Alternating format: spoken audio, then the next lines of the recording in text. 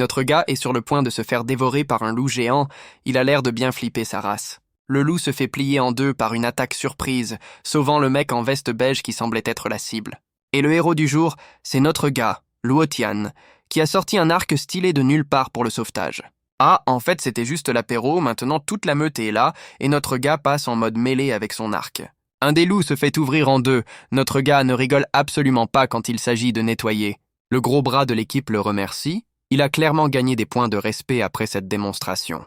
Le gosse de riche, Yu, lui dit que son argent a été bien investi. Le mec le traite comme un simple achat. Le gros bras, Gao, confirme au patron qu'ils ont touché le jackpot, disant que Luo Tian est un monstre à l'arc. Pendant que les autres se flattent, notre gars est le seul à capter que la présence des loups ici est anormale. Le gosse de riche envoie un de ses sbires en éclaireur, parce que pourquoi prendre des risques soi-même, hein? Le sbire du gosse de riche part en éclaireur à toute vitesse, c'est lui qui va tester le terrain pour les autres. Le gosse de riche, Yu, essaie de rassurer Luo Tian, alors que c'est notre gars qui vient de sauver tout le monde. Et là, on part en mode flashback pour nous expliquer que ce monde est complètement pété et rempli de saloperies. On nous explique que des portails cosmiques dégueulasses se sont ouverts un peu partout sur la planète. Et de ces failles sortent des hordes de monstres, transformant la Terre en un battle royal permanent. Dans ces failles, c'est la fête du slip. Des combats à mort contre des créatures sorties de l'enfer. Mais qui dit danger dit aussi loot légendaire, la motivation principale pour risquer sa peau là-dedans. Notre gars Luo Tian se présente comme un simple guide, engagé par le gosse de riche, Yu, pour cette mission. Il discute d'un monstre surpuissant qui traîne dans le coin, et Luo Tian a l'air de pas être serein du tout. Le gosse de riche est tout excité à l'idée de croiser le monstre, mais Gao le calme direct pour qu'il se concentre. Le gosse de riche révèle qu'il fait tout ça pour une meuf. Le mec est un simp de compétition. Et bien sûr, le mec se met à rougir en pensant à sa belle, on dirait un collégien qui a un crush. Le gros bras, Gao, sent un truc louche et met tout le monde en garde. La récré est finie. On voit des traces de sang partout. Ça sent le traquenard à plein nez, cette histoire. Gao trouve du sang et se demande pourquoi l'éclaireur n'a rien signalé. Bah, il est mort, génie. Notre gars Luo Tian, toujours le plus malin, explique que pas de nouvelles, mauvaises nouvelles. Le gros bras ordonne d'avancer en formation serrée, comme si ça allait changer quelque chose. Zhao commence à suer, il sent bien que la situation est en train de partir en couille. Et voilà, il tombe sur un charnier. L'éclaireur et toute une autre équipe se sont fait défoncer.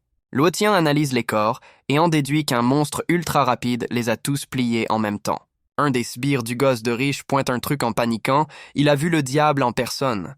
Et voilà la bête, un léopard démoniaque en train de se faire un festin avec les cadavres. Bon appétit. Le jeu nous file sa fiche de stats. Léopard démon à tête de fantôme, ça sonne pas très amical. Toute l'équipe le voit et se chie dessus, il confirme que c'est bien le monstre qu'il cherchait. Le gros bras reconnaît le corps de l'éclaireur sous la patte du monstre. Paix à son âme, il a servi à rien. Le monstre charge à la vitesse de la lumière, et Gao hurle à tout le monde de faire gaffe. Un peu tard, non?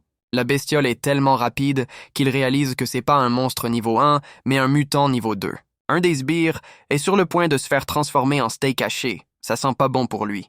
Le monstre passe en mode berserk, on entend juste un cri et on devine qu'un mec vient de se faire rayer de la carte. Le léopard domine complètement le terrain. L'équipe se fait démolir sans même pouvoir réagir. Le léopard démoniaque continue son carnage, mais notre gars et le gros bras tentent de se coordonner. Le gros bras, Gao, passe en mode stratège et dit à Luo Tian de viser les yeux.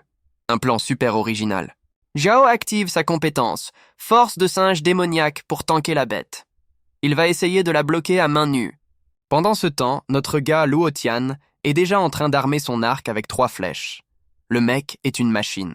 Les flèches partent direct dans la tronche du monstre, un tir parfait en pleine poire. Ah bah non, les flèches ricochent sur sa tête comme des moustiques. Le plan viser les yeux est un échec total. La bestiole, pas contente du tout, balance une onde de choc et envoie tout le monde valser. Le monstre enchaîne direct avec un autre assaut, il a décidé de finir le boulot un par un. Un des sbires, celui avec la lance, se relève et a l'air de vouloir jouer les héros. Mauvaise idée, mon pote. Le lancier se met en position pour intercepter la charge, pendant que les autres sont encore au sol. Il va se faire plier. Le lancier se fait instantanément vaporiser, confirmant que c'était bien une idée de merde. Même le gros bras Gao commence à comprendre qu'ils sont juste des PNJ dans le donjon de ce monstre. Et en plus de ça, la bestiole a une attaque sonique.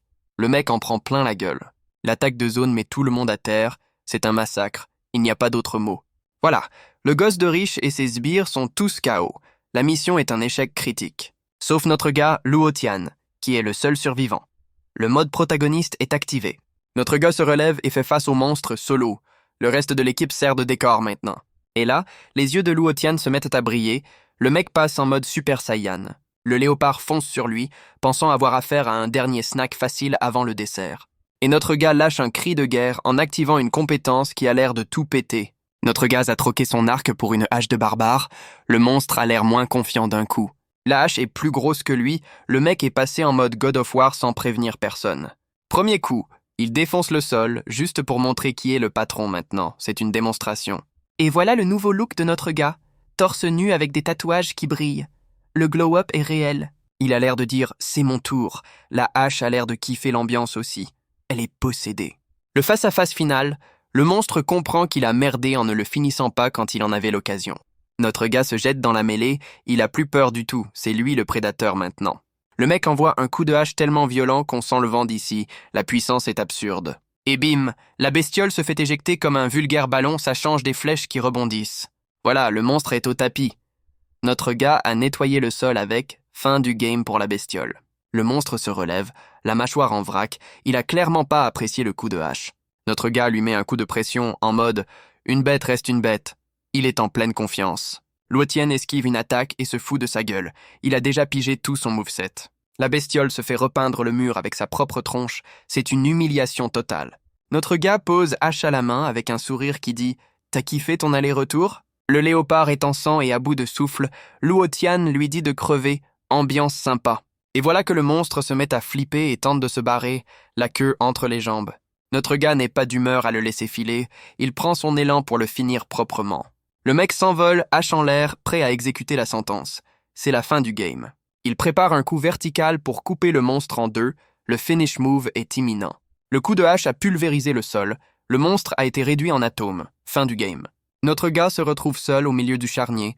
Le mode Berserk est désactivé. Retour à la réalité. La hache commence à se dissiper. On dirait que le cheat code était une version d'essai. L'arme légendaire se transforme en poussière. C'était un item temporaire. Quelle arnaque. Et voilà, plus de hache. C'était cool tant que ça a duré, mais maintenant il est à poil. Le mec avoue que ce pouvoir est grisant, mais qu'il risque de le rendre fou. Le classique dilemme du shonen. Il se souvient que ses coéquipiers PNJ sont en train de crever dans un coin. Il était temps.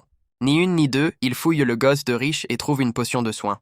Le loot sur allié, un classique. Il lui verse la potion dans le gosier en mode « Avec ça, même un nul comme toi devrait survivre ». Et pendant qu'il joue les infirmiers, il repère une épée brillante plantée dans le mur. Le loot ne s'arrête jamais.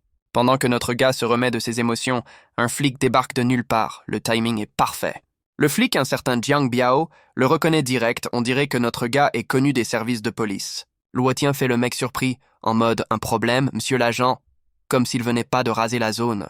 L'officier explique qu'il a senti une explosion d'énergie et demande si un géant avec une hache est passé par là. Notre gars sort un mytho de compétition, racontant qu'un héros random a sauvé tout le monde avant de disparaître. Le flic n'est pas dupe une seule seconde.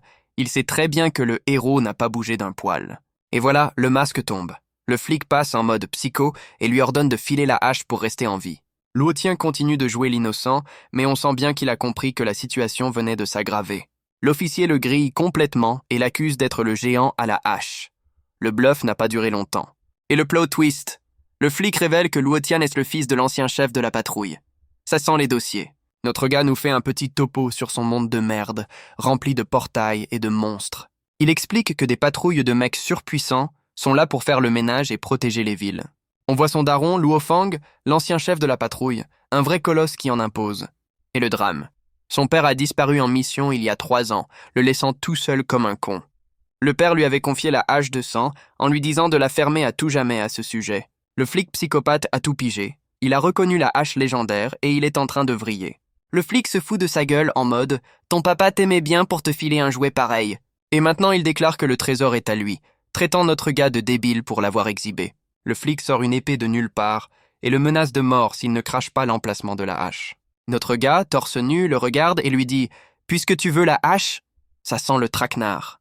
Notre gars lui dit « Tu la veux ? Viens la chercher. » Les yeux qui brillent, le piège est tendu. Et hop, le mode Berserk est réactivé.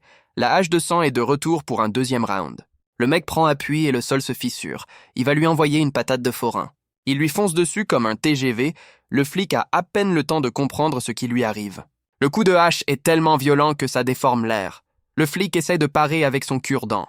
Le flic se fait éjecter comme une poupée de chiffon. Il vient de se prendre un TKO. Le flic psychopathe se relève en rigolant. Il a compris que la hache donne des pouvoirs au random. Notre gars lui sort une punchline glaciale en mode « Maintenant que tu sais, tu vas mourir avec ce secret ». Ah, le flic n'est pas un PNJ. Il active sa propre compétence. Ses bras se transforment en métal. Et voilà le power-up du flic. Corps d'acier. Le mec se prend pour Colossus et le traite de débutant. Le flic psychopathe bloque la hache avec son bras en métal, le sourire aux lèvres. Ce connard. Notre garde a mis toute sa force dans le coup, mais le flic l'arrête net, comme si de rien n'était. Luotien est en état de choc. Il n'arrive pas à croire que son attaque a été bloquée si facilement. Le flic se marre comme un taré et le provoque, en mode « C'est tout ce que t'as dans le bide ?» Notre gars, pas du genre à lâcher l'affaire, continue de le marteler, mais le flic ne bouge pas d'un poil. Il enchaîne les coups comme un dératé, mais le flic se protège avec un bouclier d'énergie pépère. Même un coup direct ne lui fait rien. Le flic est littéralement un mur humain, c'est désespérant. Notre gars commence à crier, on dirait que la hache est en train de lui griller le cerveau. Et voilà, le pouvoir de la hache le submerge, le cheat code arrive à sa date d'expiration. Le flic lui sort que son corps est indestructible et qu'il a cramé que le pouvoir de la hache était temporaire. Notre gars se rend compte que la hache le transforme en monstre et décide de tenter le tout pour le tout. Et son plan de génie, c'est de s'enfiler une potion de glace pour calmer ses ardeurs. Logique. Le flic psychopathe le traite de taré, cette potion va le congeler de l'intérieur, c'est un aller simple. Le mec se transforme en glaçon mais garde la hache en main, qui elle est toujours en fusion. Il brise la glace et utilise le froid pour maîtriser la puissance de la hache, le mec est un putain de génie. Et il balance une attaque ultime, un Extreme Bloody Cut qui a l'air de pouvoir couper la planète en deux. Le flic essaie de bloquer avec ses bras en métal, mais on voit à sa gueule qu'il a compris son erreur. L'attaque a tout pulvérisé, le flic a été rayé de la carte, il en reste même pas une vis. Notre gars est à bout de souffle, le contre-coup de son combo feu-glace est en train de le défoncer. Et voilà, le mode Berserk est fini, il est de retour à la normale, complètement vidé et vulnérable. Le flic psychopathe est encastré dans le mur, il a l'air d'avoir mangé le décor et le plat du jour. Le mec est en PLS total, il n'arrive pas à croire qu'il s'est fait plier par un simple humain. Notre gars s'apprête à le finir, mais le flic se met à chialer qu'il peut encore servir à quelque chose. Pour sauver sa peau, il balance le nom de son boss, un certain Capitaine Ross, qui veut aussi la hache. Luotien n'a pas le temps pour ses salades, il lui dit de la fermer et l'achève sans pitié. Propre. Notre gars commence déjà à stresser à cause de ce nouveau boss, un autre taré niveau 2 avancé. Petit cours de rattrapage. Le monde est infesté de monstres, et seuls les élus peuvent se battre. On nous explique le système de ranking, avec les sbires du gosse de riche comme exemple de niveau 1. Le flic psychopathe était donc un éveil niveau 2, ce qui explique pourquoi il était si chiant à buter. Et notre gars nous révèle son secret, il n'a aucun pouvoir, c'est la hache qui fait tout le boulot. Notre gars explique que son mode Berserk le met à peine au niveau d'un débutant, il a besoin de plus pour retrouver son daron. La hache est tellement possessive qu'elle détruit toutes les pierres de pouvoir qu'il essaie d'absorber. En gros, la hache est une snob qui refuse les pouvoirs bas de gamme. Faut lui trouver du matos légendaire. C'est pour ça qu'il joue les guides, pour que d'autres PNJ l'aident à farmer son propre équipement. Maintenant que le flic est mort, son boss va le traquer, il est obligé de trouver un item rare pour survivre. Le mec est complètement rincé, il a besoin de se reposer avant de repartir à la chasse au trésor. Il se dit que l'odeur du monstre qu'il a défoncé va servir de répulsif, c'est le seul point positif. Et c'est reparti pour un footing en solo dans un canyon qui pue la mort, la routine quoi. Il allume un feu en pleine nuit, la règle numéro 1 de la survie, mais il est à bout. Le mec est en train de se battre contre les restes de la potion de glace, son corps est un champ de bataille. Notre gars essaie de se reposer, mais une araignée géante débarque pour lui gâcher sa soirée. L'araignée est en position d'attaque, mais notre gars est tellement claqué qu'il ne calcule même pas. Et l'araignée se fait empaler par un piège, la chance du protagoniste est toujours au rendez-vous. En fait, c'était notre gars qui a utilisé son souffle de glace, reste de la potion, pour créer un piège. Il se remet en route pour choper un item rare, la perle de l'esprit du vent. Le farm reprend. Il traverse un charnier de monstres, il a pas le temps, il a peur qu'on lui vole son loot. Le voilà arrivé dans la forêt sombre, un nom qui annonce direct la couleur des emmerdes à venir. Et voilà le comité d'accueil, des mantes religieuses aliens qui ont l'air de pas être là pour déconner. Notre gars se rend compte que la zone est ultra dangereuse, mais il est pressé et doit foncer. Heureusement, le mec a toujours un plan et sort des herbes de son sac pour se préparer. Les mantes religieuses sont en train de bugger devant la torche d'herbe que notre gars a balancée. Et voilà, les herbes se transforment en bombes fumigènes, le mec avait tout prévu pour son infiltration. Les bestioles sont en panique totale dans le nuage de fumée. Elles voient que dalle et s'agitent. La zone est complètement enfumée. C'est le moment parfait pour se tirer en douce sans se faire repérer. Notre gars profite du chaos pour tracer sa route. Il n'a pas le temps de jouer avec les insectes. Le mec sprint à travers la forêt. Il est en mode contre-la-montre pour choper son item rare. Il continue sa course. La forêt a l'air de moins en moins accueillante, mais il s'en fout royalement. Il s'arrête, l'air grave. On dirait qu'il est enfin arrivé à destination. La chasse au trésor se termine. Et voilà le boss du coin, une fleur démoniaque géante qui a l'air de vouloir bouffer des âmes. Notre gars confirme que c'est bien la Hellflower. Il a l'air de savoir exactement ce qu'il fait. Notre gars trouve une grotte cachée derrière la fleur. Il savait qu'il y avait un passage secret dans le coin. Flashback rapide où il se souvient que son daron en parlait avec ses potes. Il a bien fait d'écouter aux portes. À peine entré, il doit esquiver une charge. Le comité d'accueil n'a pas perdu de temps. Il se planque et observe la source du bordel. Un truc bien vénère est en train de débouler. Et voilà la bête, un sanglier démoniaque qui a l'air d'avoir sauté le petit déjeuner et le déjeuner. Le sanglier s'arrête devant la fleur démoniaque. Il a l'air d'avoir été attiré comme un pigeon. Le bestiau est en sueur. Il a l'air complètement terrifié, c'est pas lui le chasseur dans cette histoire. En fait, ce sont les mantes religieuses qui le pourchassent. Elles le forcent à avancer vers la fleur. Toute une armée d'insectes est en train de le rabattre. C'est une embuscade bien organisée, les salopes. Et voilà, le sanglier se fait emballer par les lianes de la fleur, il a servi de repas sur pattes. Le sanglier se fait emballer comme un cadeau de Noël, sauf que le cadeau, c'est sa propre mort. La fleur démoniaque l'avale tout cru. C'est un spectacle dégueulasse, la chaîne alimentaire est brutale ici. Les mantes religieuses sont juste là, à regarder, comme des sbires qui attendent que le boss ait fini de manger. Notre gars comprend que les insectes et la plante sont en team, c'est une putain de secte de la nature. Luotien décide de la jouer stratège, il va attendre le bon moment, il a enfin compris qu'il n'était pas invincible. La fleur entre en mode digestion, elle brille de 1000 feux, le sanglier est en train de se faire dissoudre. Après le repas, tout le monde pionce, la fleur et ses larbins sont en pleine sieste digestive. Notre gars voit son ouverture, c'est le moment de passer en mode infiltration, le loot n'attend pas. Il se faufile en vitesse, en espérant que son skill en discrétion soit meilleur que son skill à l'arc. Et voilà, le pas bon qui annonce que la mission vient de partir en couille. Classique. Le plan infiltration est mort, une des mantes religieuses lui fonce dessus pour lui dire bonjour. Notre gars Luotien repasse en mode archer et envoie une volée de flèches, le mec est un Legolas sous stéroïdes. Ah bah non, les flèches ricochent sur leur carapace, son arc est aussi utile qu'un pistolet à eau. Luotien commence à comprendre que son skill d'archer ne va pas suffire pour ce niveau de merde. Et voilà, toute la colonie d'insectes est là, il est encerclé, la fuite n'est plus une option. Bon, plan B, on sort la hache de psychopathe et on passe en mode « je vais tous vous démembrer ». Le mec prend appui, le sol se pète, le mode berserk est enclenché, adieu la chemise blanche. Et c'est parti pour le grand nettoyage, il se jette dans la mêlée et commence à faire du hachis d'insectes. Il en chope un par la tête et lui explose le crâne à main nue, la délicatesse c'est pas son truc. Notre gars le soulève comme un vulgaire sac poubelle, prêt à s'en servir pour taper sur les autres. Il se sert d'un insecte comme d'une batte de baseball pour en défoncer un autre, le respect est mort. Le mec vient de repeindre le sol avec les restes des bestioles, c'est un véritable carnage. Maintenant, c'est la fleur démoniaque qui s'y met, elle lui envoie ses lianes, la fête n'est pas finie. Notre gars esquive les lianes comme un pro, le mec est en mode danseur étoile au milieu du chaos. Il continue le ménage, un coup de hache et ses 3 insectes en moins, le rendement est bon. Notre gars pige que ces bestioles sont des têtes brûlées et qu'il doit toutes les plier d'un coup. Et c'est parti pour l'attaque toupie, le mec se transforme en tornade de la mort pour faire le vide.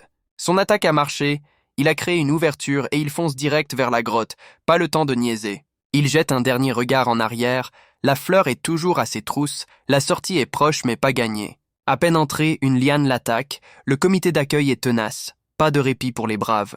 Notre gars a esquivé la liane de justesse, il se retrouve à 4 pattes dans la grotte. Il sait qu'il doit se barrer vite fait, les mantes religieuses sont pas du genre à le laisser filer. Le mec avance à pas de loup, pieds nus, pour pas se faire repérer, le mode infiltration est activé. Il sort la lampe torche et se met à sprinter dans le tunnel, la discrétion c'est plus une option. Et voilà la sortie. Le bout du tunnel, il se jette dehors comme s'il avait le diable aux trousses. Il déboule sur une falaise et se demande si c'est bien la falaise du tonnerre, le nom est pas rassurant. Et ouais, c'est bien ça, un décor de fin du monde avec des éclairs partout, ambiance de merde. Son instinct de survie s'allume, il a senti une attaque surprise, la journée est loin d'être finie. Il bloque une lame à main nue. Un nouveau taré vient de débarquer pour lui dire bonjour. Le voilà obligé de ressortir la hache pour parer le coup, le mode berserk est de retour. Notre gars est à bout, mais il se relève, hache en main, face au nouveau venu qui a l'air de tout savoir. Et voilà le fameux capitaine Ross, le boss du flic taré qui débarque avec un charisme de connard. Notre gars Luotian sait qu'il est foutu, il cherche déjà un plan de fuite, le combat est perdu d'avance. Le capitaine Ross lui explique qu'il l'a pisté comme un débutant, il avait deviné tout son plan. Ross lui propose de lâcher la hache pour rester en vie, mais notre gars choisit l'option, vient la chercher. Le capitaine Ross est un putain de TGV, il attaque à une vitesse folle. Notre gars est déjà en galère. Notre gars se fait balader dans tous les sens, il est trop lent, c'est une leçon de vitesse gratuite. Et voilà, notre gars est déjà à bout de souffle, il avoue qu'il ne peut même pas le toucher. Ross se fout de sa gueule, il a pigé que la hache le mettait à peine au niveau d'un débutant. Et pour finir, le mec sort une compétence de feu, il va le transformer en merguez, la messe est dite. Le capitaine Ross balance une attaque de feu, notre gars sent bien que le barbecue est pour lui. Notre gars comprend que s'il trouve pas une sortie, il va finir en brochette, la situation est critique. Et boum, l'explosion a l'air d'avoir tout cramé, on dirait une pub pour un film de Michael Bay. Mais attends, son œil se transforme en glaçon. Le reste de la potion de tout à l'heure refait surface. Le mec est en plein milieu des flammes, mais il a l'air de kiffer, le combo feu-glace est activé. Le capitaine Ross fait son monologue de méchant, persuadé que la hache est déjà dans sa poche. Et non, notre gars explose la cage de feu avec sa hache, la surprise du chef, connard. Le capitaine est en PLS, il capte que notre gars vient de débloquer un nouveau pouvoir niveau 2 avancé. Sa tête quand il réalise que le débutant est en train de le surclasser, c'est priceless. En fait, le taré s'est enfilé une deuxième potion de glace, le mec joue avec sa propre vie. Notre gars balance une attaque toupie avec sa hache. Le combo feu-glace a l'air de bien fonctionner. Le capitaine Ross esquive en se foutant de sa gueule. Il va lui montrer ce que c'est qu'un vrai combat. Et voilà, le capitaine envoie 3 vagues de feu, il a décidé de raser la falaise pour en finir. Face à ça, notre gars choisit l'option la plus logique, se jeter dans le vide comme un putain de lemming. Le capitaine Ross est sur le cul, il n'arrive pas à croire que le mec a préféré le suicide à la défaite. Le connard est bien vénère, il jure de le retrouver, même s'il doit fouiller le fond du ravin. Mais notre gars avait un plan B, un grappin sorti de nulle part. Le mec est Batman en fait. Le grappin se plante dans la falaise, le plan d'évasion est enclenché, adieu le psychopathe. Et voilà notre gars qui se balance comme Tarzan, le mode berserk est désactivé, retour à la normale. Il atterrit sur une racine et se dit qu'il est safe, mais on sait tous que le capitaine va pas lâcher l'affaire. Notre gars nous confirme qu'il s'est enfilé 2 potions de glace, le mec est un vrai chimiste. Le contre-coup est violent, il est en PLS et sa hache est en mode veille pour un bon moment. Il repère enfin son loot, la perle de l'esprit du vent, mais il n'est pas le seul sur le coup. Et voilà qu'une meuf aux cheveux bleus débarque en volant, le capitaine Ross est là aussi, la fête est complète. Notre gars flippe sa race, il se demande si c'est pas un boss de fin de jeu qui vient de pop. Le psychopathe et la nouvelle venue passent un accord.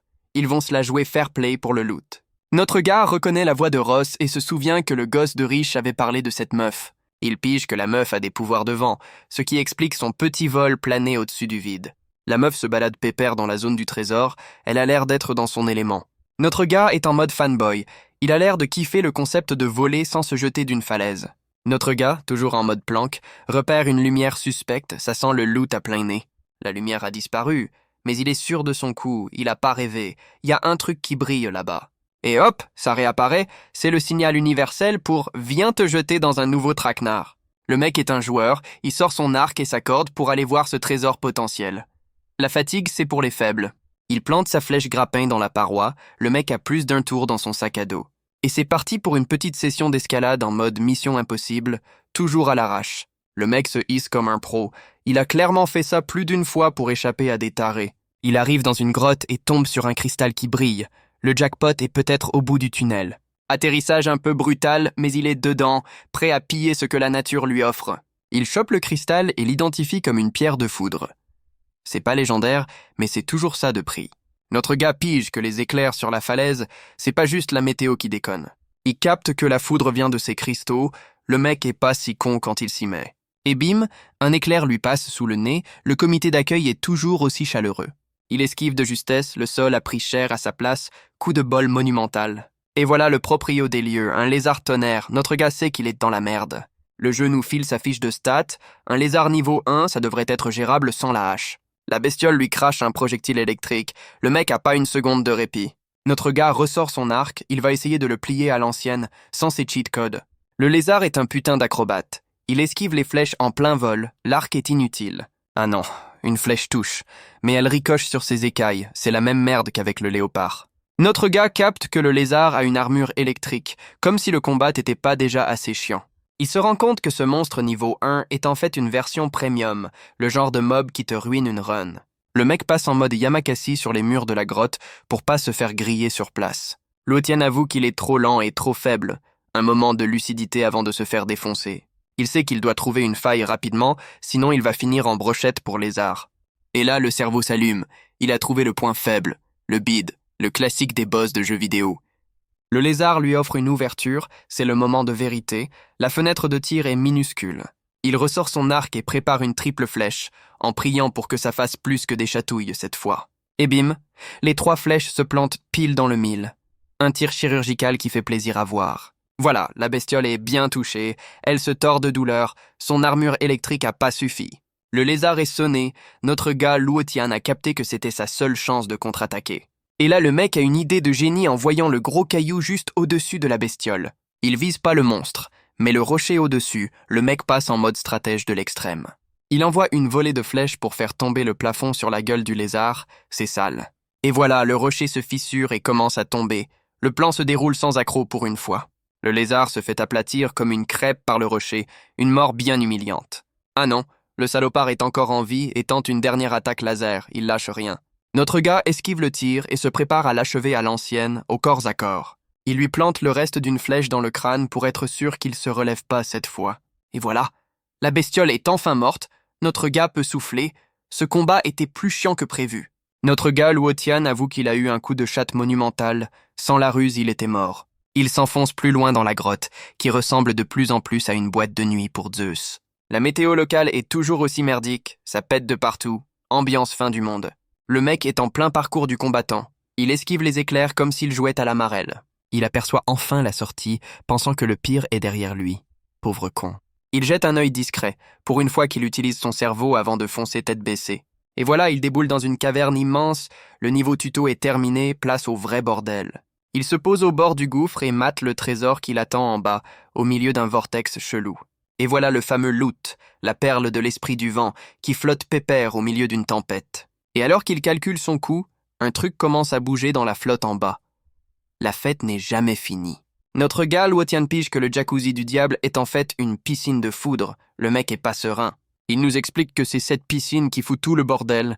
Les éclairs, c'est juste la déco. Ellipse de 6 heures. Le ciel est bleu. On dirait que la tempête a pris ses RTT. La perle qu'il voulait choper est en train de se charger au soleil. Elle se transforme en item légendaire. Et là, le jacuzzi se met à faire des bulles. Il y a un truc qui remonte des profondeurs. Et voilà le boss final qui débarque. Un putain de dragon électrique qui veut son petit déjeuner. Le dragon se pose devant la perle. Notre gars le reconnaît comme un dragon du déluge. Ça pue. Le dragon aspire toute l'énergie de la perle comme un vulgaire smoothie, le bâtard. Le voilà tout content, les yeux violets. Il vient de se taper un power-up gratuit sur le dos de notre gars.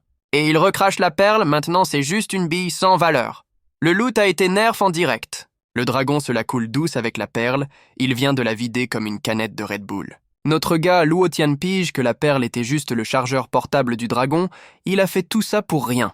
Il analyse le dragon et se dit qu'il est trop faible, pour une fois qu'il utilise son cerveau avant ses points. Son plan de génie. Laisser les autres PNJ se faire défoncer par le boss et piquer le loot pendant le chaos. Et voilà, toute la clique est là, attirée par le loot comme des mouches à merde, le battle royal va commencer. La meuf volante, Miss Ming, fait son entrée en scène, elle a l'air de vouloir calmer le jeu. La meuf volante demande poliment à tout le monde de se casser parce que le loot, c'est pour elle. Mignonne. Le capitaine Ross et sa bande de clochards lui rappellent que c'est la loi de la jungle. Premier arrivé, premier servi. Les autres randoms sont d'accord. C'est chacun pour sa gueule. La diplomatie vient de mourir. La meuf volante accepte le défi du capitaine Ross. Le combat entre les deux boss de zone est imminent. La meuf volante, Miss Ming, le regarde de haut en mode « J'espère que tu vas garder cette grande gueule ». Le capitaine Ross commence à suer, il pige que son aura est à un tout autre niveau, même pour un rang 2. Et voilà, la meuf volante passe en mode tornade et déchaîne les éléments, la récré est finie pour de bon. Tous les autres PNJ sont en PLS, ils viennent de comprendre qu'ils ne jouent pas dans la même cour. Elle crée un putain de couloir de vent pour se frayer un chemin, le ménage est fait en 2 secondes.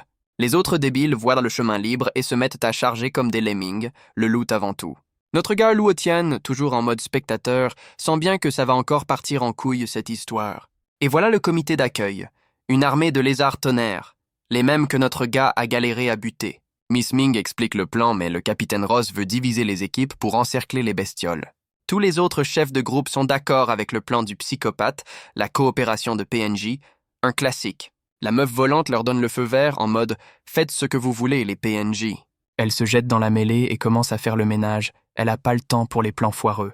La meuf volante est en train de carry toute l'équipe. Elle danse au milieu des éclairs pépères. Elle passe en mode déesse de la foudre. Les lézards ont l'air de regretter d'être sortis de leur grotte. Les autres débiles se décident enfin à bouger, suivant le plan du capitaine Ross comme des moutons. Le capitaine Ross et sa team de pyromanes se jettent dans le tas. Ça va sentir le lézard grillé. Pendant ce temps, les autres équipes galèrent. On voit un gros bras qui tente un KO à main nue. Un des PNJ est sur le point de se faire bouffer. Il a clairement pas le niveau pour ce donjon. Le mec au gilet tente de se défendre avec sa lance, mais il est en sueur face à un seul lézard. Et bien sûr, le gosse de riche, Yu, se fait surprendre par derrière. Le mec est un aimant à emmerde. Le gros bras, Gao, se prend une décharge en protégeant le gosse de riche. Il sert de paratonnerre. Joe prévient le gosse de riche que ces lézards sont des versions premium. Le mec découvre enfin le danger.